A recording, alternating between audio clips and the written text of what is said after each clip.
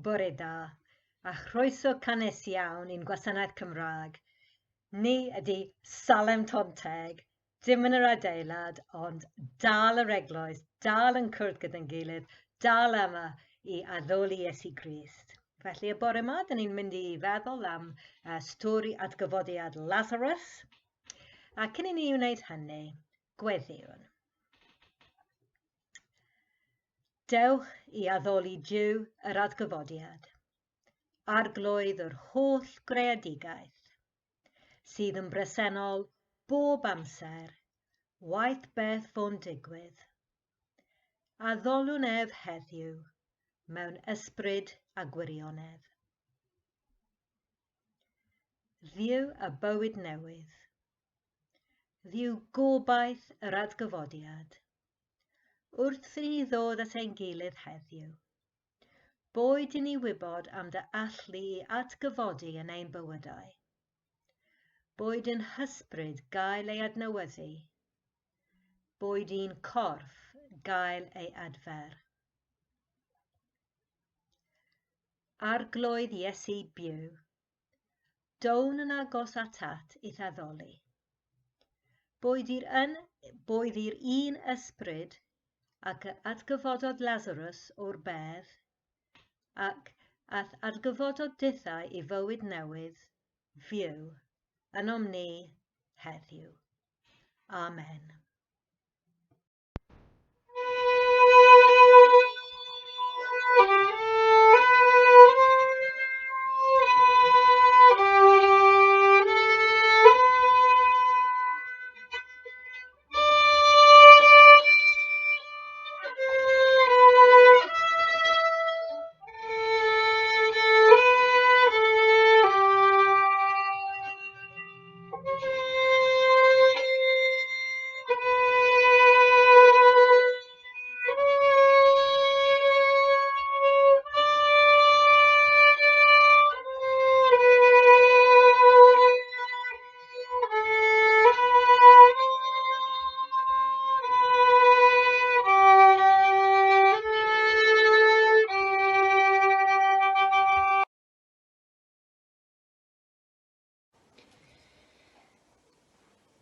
Mae'r darlleniad y bore yma yn dod o Ioan, adnodd 11, marwolaeth Lazarus.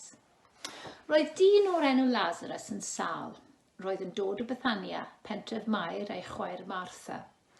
Mair oedd wedi tywall persawr ar yr arglwydd Iesu a sychu ei draed gyda'i gwallt, a'i brawd hi oedd Lazarus oedd yn sâl yn ei wely. Dyma'r chwiorydd yn anfon neges ydy Iesu. Arglwydd, mae dy ffrind annwyl di'n sâl. Pan gafodd y neges, meddai Iesu, fydd marwolaeth ddim yn cael y gair olaf. Na, pwrpas hyn ydy dangos mor wych ydy Duw, a bydd mab Duw yn cael ei anrydeddu drwyddo hefyd. Roedd Iesu'n hoff iawn o Martha ei chwaer a Lazarus, ac eto, ar ôl clywed fod Lazarus yn sâl, arosodd lle roedd am 2 ddiwrnod arall. Yna, dywedodd wrthai ddisgyblion, gadewch i ni fynd yn ôl i Judea. Ond rabai medden nhw, roedd yr enwaenwyr Iddewig yn Judea yn ceisio dy ladd di gynnau. Wyt ti wir am fynd yn ôl enw? Atebodd Iesu, onid oes 12 awr o olau dydd. Dydy rhywun sy'n cerdded yn ystod y dydd ddim yn baglu am fod ganddo olau'r haul, ond mae rhywun yn baglu wrth gerdded yn y nos am fod dim golau ganddo. Yna dywedodd wrthyn nhw, mae ein ffrind Lazarus wedi syrthio i gysgu. Dwi'n mynd yno i'w ddeffro. Arglwydd, meddai'r disgyblion, os ydy yn cysgu, bydd yn gwella. Ond marwolaeth oedd Iesu yn ei lygu wrth gwsg. Roedd ei ddisgyblion wedi cael y syniad ei fod yn sôn am orffwys naturiol. Felly, dyma Iesu'n dweud wrthyn nhw blaen, mae Lazarus wedi marw, ac eich mwyn chi dwi'n falch fy mod i ddim yno. Dwi eisiau i chi gredu, gadewch i ni fynd ato. Yna dyma Thomas oedd yn cael ei alw yr efaill, yn dweud wrth y disgyblion eraill, dewch, gadewch i ni fynd hefyd i farw gydag e. Pan gyrraeddodd Iesu, Cafodd fod Lazarus wedi gael ei gladu ers 4 diwrnod. Roedd Bethaniaeth llai na 2 filltir o Jerusalem, ac roedd llawer o bobl Jwdea wedi dod at Mair a Martha i'n gydymdeimlo â nhw, er golli ei brawd. Pan glywodd Martha fod Iesu'n dod, aeth allan i'w gyfarfod, ond arosodd Mair yn y tŷ. Arglwydd, meddai Martha wrth Iesu, tas y ti wedi bod yma, fydde fy mrawd ddim wedi marw. Ond hynny, dwi'n dal i gredu y bydd Duw yn rhoi i ti beth bynnag rwyt ti'n ei ofyn ganddo. Dywedodd Iesu wrthi, bydd dy frawd yn dod yn ôl yn fyw. Atebodd Martha, dwi'n gwybod y bydd yn dod yn ôl yn fyw adeg yr atgyfodiad ar y dydd olaf. Dywedodd Iesu wrthi, fi ydy'r atgyfodiad ar bywyd. Bydd pawb sy'n credu yno fi yn dod yn fyw, iddyn nhw farw, a bydd y rai sy'n fyw ac yn credu yno fi ddim yn marw go iawn. Wyt ti'n credu hyn? Ydw, arglwydd, meddai Martha wrtho.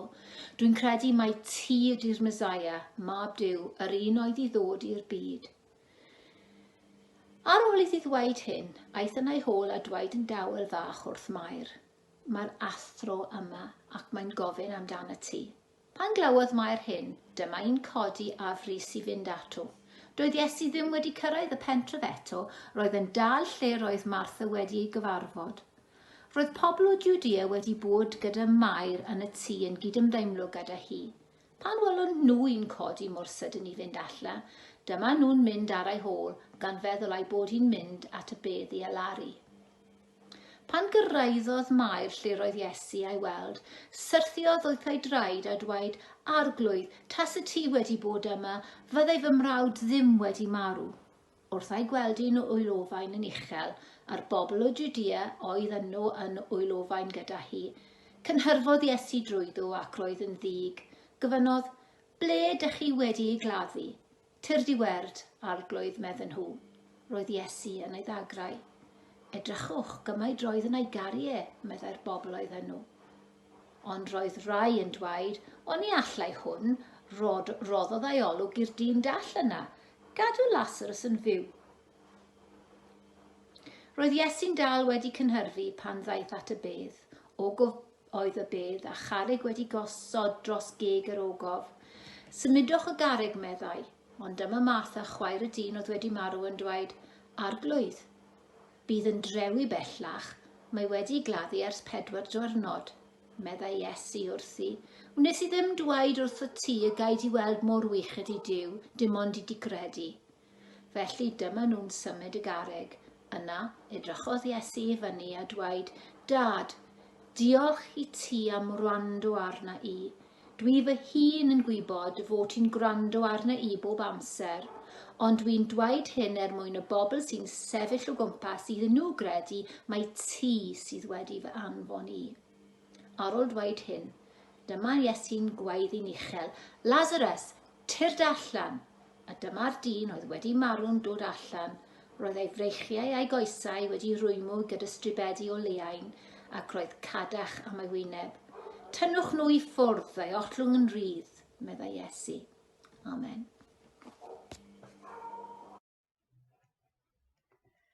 Yn ddiweddar, ro'n i'n siarad y bachgen Cristion yn ei arddegau, ac roedd e'n ceisio esbonio i fi sut oedd e'n gweld ei ffydd e. Yn y bôn, meddai mae'n syml iawn. My faith gives me an unbreaking hope. An unbreaking hope. Dyma'r fath o obaith at draws ffurfio'r bywydau disgyblion Iesu yn nyddiau cyntaf yr eglwys, yn ei troi o bobl ofnus a gwangalon i bobl a oedd yn barod i farw dros ei ffydd nhw. Unbreaking hope oedd gobaith pobl fel William Wilberforce a Martin Luther King, a newidiodd y byd achos ei gobaith yn Iesu. A heddiw, ymhlith yr argyfwng coronavirus, mae angen unbreaking hope arnom ni hefyd. A dwi'n meddwl y bydd ein stori heddiw am Lazarus yn gallu helpu ni i ddod o hyd i'r unbreaking hope yma. Cyn i ni droi at y stori, Meddyliwch am funud am beth sy'n digwydd pan dyn ni'n ffeindio ein hunan mewn argafwng o ryw fath. Yn ein gwlad ni, dyn ni mor ffodus i allu galw 999 am y gwasanaethau brys a gwybod y bydd help ar ei ffordd. Ar hyn o bryd mae llawer o sefydliadau fel Salem yn darparu cefnogaeth ychwanegol i'r rhai sy'n unan ynysu. Felly gobeithio bod gyda phawb rhif ffôn ffrind neu gymydog i alw mewn argafwng. Wel, yn ein stori ni, mae argafwng mawr ym mywydau Martha a'i chwaer Mair. Mae brawd nhw, Lazarus, ar fin marw. Ac maen nhw'n gwybod yn syth pwy dalen nhw alw. Dim 999, ond Iesu. Ei ffrind Iesu. Mor garedig, mor gariadus, mor nerthol. Mae'r ddwy chwaer yn anfon neges ato i ofyn am gymorth. Maen nhw'n dweud, y mae dy gyfarch, syr, yma yn wael. Ond beth sy'n digwydd? Dydy'r cymorth ddim yn dod. Mae Iesu yn aros yn y fan lle roedd am 2 ddiwrnod eto. Ac yn y cyfamser, mae Lazarus yn marw. A phan o'r diwedd mae Iesu'n penderfynu mynd i weld y chwiorydd, mae'r ddwy yn dweud wrtho, yr un ar ôl y llall, pe buas i ti yma, ni buasai fy mrawd wedi marw. Dwi'n meddwl bod llawer ohonom wedi cael profiad tebyg. Rydyn ni'n ffeindio ein hunan mewn argafwng. Rydyn ni'n galw i Dduw, dyn ni'n gofyn am gymorth, ond dydy'r cymorth ddim yn dod. Dydy'r gweddi ddim yn cael ei hateb. Rydyn ni'n teimlo fel petai nad ydy Duw yn ateb y ffôn, nad ydy e'n ateb y drws. Mae Duw wedi gadael a throi ei gefn arnom. Yn sicr, dyma sut oedd Mair a Martha yn teimlo. Nid oedd Iesu yn poeni dim amdanyn nhw. Ond, dyn ni'n gwybod o'r stori, roedd Iesu yn poeni. Yn y stori yma, dyn ni'n gweld Iesu at ei fwyaf dynol. Pan mae'n gweld bedd ei ffrind, mae'n torri i wylo. Mae'n teimlo teimlad dwys, teimlad o brofedigaeth a thristwch a dicter. Fel Mair a Martha, yn aml, dydyn ni ddim yn deall bwriadau ac amserlen Duw. Weithiau, dyn ni eisiau i Dduw weithredu yn gynt ac yn fwy gyflym. Ond mae un peth yn glir. Mae Duw wastad gyda ni yn ein dioddefaint, yn ei rannu, yn wylo gyda ni. Ond nid dim ond Duw sy'n dioddef ein bod ni ei addoli. Dyn ni'n addoli Duw yr unbreaking hope. Duw a chariad sy'n gryfach na marwolaeth. A gydag atsain glir o beth sy'n mynd i ddod yn fuan gydag atgyfodiad Iesu ei hun, mae Iesu yn atgyfodi Lazarus o'r bedd trwy nerth Duw ei dad. Ac mae hyn yn hollol bwysig i ni heddiw wrth i ni geisio cryfhau ein unbreaking hope ni. Oherwydd bod stori atgyfodiad Lazarus yn ein dangos, nad oes angen arnom aros tan ar ôl i ni farw i brofi y gobaith yma. Mae atgyfodiad Lazarus, ac wrth gwrs yn enwedig atgyfodiad Iesu, yn ein dangos bod addywyddion Duw yn cael ei gwirioneddu yn y fan a'r lle, yn y funud yma, ymhlith ein bywydau beunyddiol, ymhlith yr holl salwch a marwolaeth ac angladdau a chladu o bobl fel Lazarus. Hyd yn oed yn yr amgylchiadau anodd hyn, dydy ein unbreaking hope ni byth yn ein gadael. Pam? Achos nad ydy Duw byth yn ein gadael ni. Mae'n wastad gyda ni, ar waith, i adnewyddu ei greadigaeth trwy ysbryd ei fab. Un o fy hoff straeon yn yr Hen Testament ydy'r stori yn Jeremia pennod 32. Yn y stori mae Jeremia mewn sefyllfa erchyll. Roedd byddin Babylon yn gwarhau ar Jerusalem, yn union fel y coronavirus yn gwarhau arnom ar hyn o bryd. Ac mae brenin Juda wedi taflu Jeremia yn y ddalfa yn iard y palas brenhinol. Felly mae Jeremia yn gaeth ac yn ofni am ei fywyd, fel llawer ohonom sy'n gorfod hunan anasu. Ac mae'r arglwydd yn rhoi neges i Jeremia, a'i wrhymen i wneud rhywbeth. Beth ydy hi'n meddwl? Wel, dyma peth rhyfedd. Mae'r arglwydd yn gorhymen Jeremia i brynu maes. Gwrandewch. Dyna pryd diweddodd Jeremia. Mae'r arglwydd wedi rhoi'r neges yma i mi. Bydd Hanamel yn dod i ddyweldy. Bydd yn gofyn i ti brynu'r cae sydd ganddo yn Anathoth. A mae ti ydy'r perthynas agosaf, ac felly ti sydd ar hawl cyntaf i'w brynu. Felly, dyma fi yn prynu'r cae sydd yn Anathoth gan Hanamel, a talu 17 darn arian amdano. Dyma fi yn yr oedd o'r gweithredoedd a'i selio o flaen tystion, pwys o'r arian mewn clorian a thalu iddo. Roedd 2 gopi o'r gweithredoedd, un wedi selio oedd yn cynnwys amodau a thalerau'r cytundeb, a llall yn gopi agored. Yna, dyma fi yn dweud wrth Barwch o'i blaenau nhw i gyd, dyma mae'r arglwydd holl bwerus Jiw Israel yn ei ddweud. Cymer y gweithredoedd yma, y copi sydd wedi selio ar un agored, a'i rhoi mewn jar pridd i'w cadw'n saff am amser hir. Achos, dyma mae'r arglwydd holl bwerus Jiw Israel yn ei ddweud. Bydd tai a haiau a gwynllanoedd yn cael ei prynu yn y wlad yma eto. Ydych chi'n gweld? Yna, dan warhau yn y carchar, mae Jeremia yn prynu maes. Pam? Oherwydd bod unbreaking hope arno. Oherwydd taw arwydd yw'r maes. Arwydd, y bydd y dydd yn dod yn fuan, pan fydd caeau a gwynllanoedd a thai yn cael ei prynu eto mewn gwlad sy'n dioddef rhyfel. Cyn i'r siopau cae, aethon ni fel teulu mas i B&Q, a ffronon ni 100 summer flowering bulbs i'w plannu yn ein gardd. Dalen nhw ddod lan a bod yn ei hanterth ym mis Mai a mis Mehefin. Yn union ar yr un pryd, pan fod rhai yn dweud y bydd y pandemig ar ei hanterth hefyd.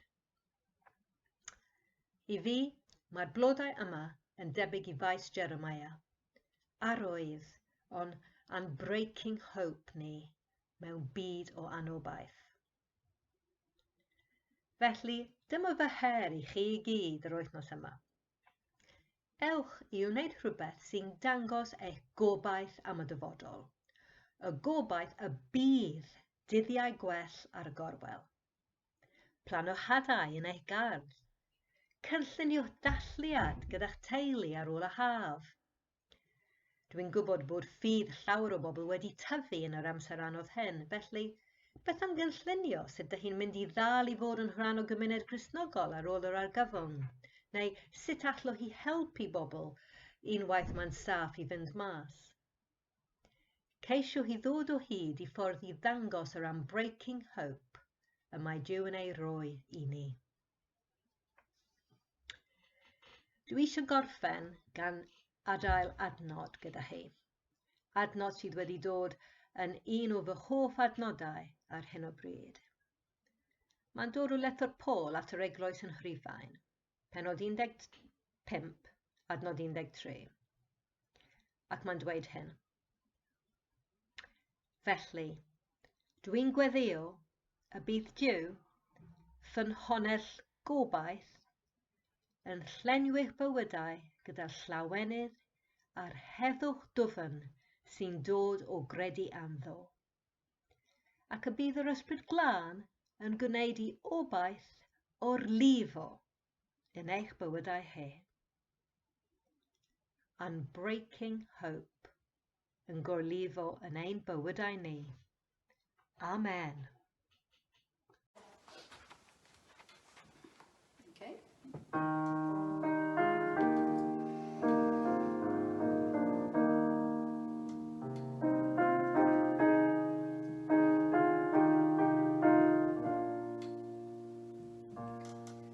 Tydi a wnaeth y wyrth o Grist fab Duw, tydi a roddaist i mi flas ar fyw, fe gydiaist dan o droed o ysbryd glân, ni allaf drabwydd byw ond canu'r gân, rwyf heddiw gweld yr harddwch sy'n parhau, rwy'n teimlo'r ddwyfoliaeth sy'n bywio cau. Mae'r Halleluia yn fy enaid i, a roddodd Iesu fy malhad i ti. Tydi yw hael fy ni o Grist y groes, yr wyt yn harddu holl orwelion foes, lle roedd cystodion nos mae llif o wawr, lle roedd o'n gynt yn ddall rwy'n gweld yn awr. Mae golau i mi yn dy berson hael, penllan o fy ngorfoledd yw dy gael. Mae'r Halleluia yn fy enaid i, a roddodd Iesu fy malhad i ti. No, we stick with the first one, Anne.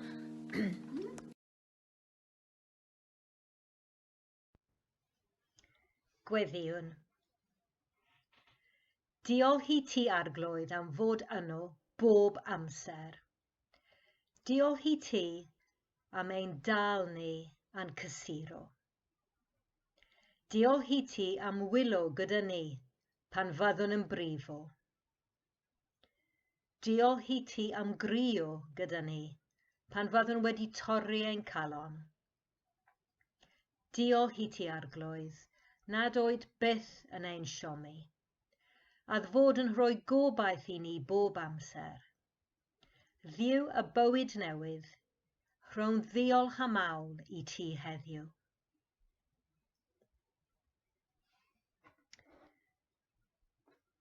Cyffeswn. Arglwydd, maddau i ni pan na faddwn bob amser yn ymddiried yno ti. Pan na faddwn bob amser yn sylweddoli mai ti sy'n gwybod orau. Maddau i ni pan faddwn yn meddwl bod ein hamseru ni yn well nath amseru di. Pan faddwn yn meddwl mai ni sy'n gwybod orau. Maddau i ni pan faddwn yn mynnu cael pethau gennyt ti. Pan faddwn eisiau popeth nawr, ac yn tynnu yn groes pan faddwn yn methu ei cael. Maddau i ni pan faddwn yn troi oddi wrth i ti. Pan faddwn yn methu deall pan fod rhywbeth wedi mynd o'i le. Pan faddwn yn teimlo ein bod wedi cael ein siomi a'n brifo, ac yn meddwl dy fod di wedi ein gwrthod ac wedi troedd y gefn ar nom. Oherwydd Dwy ti byth yn ein gwrthod, nac yn troi cefn arnom. Maddau i ni arglwydd, a rho i ni obaith o'r newydd.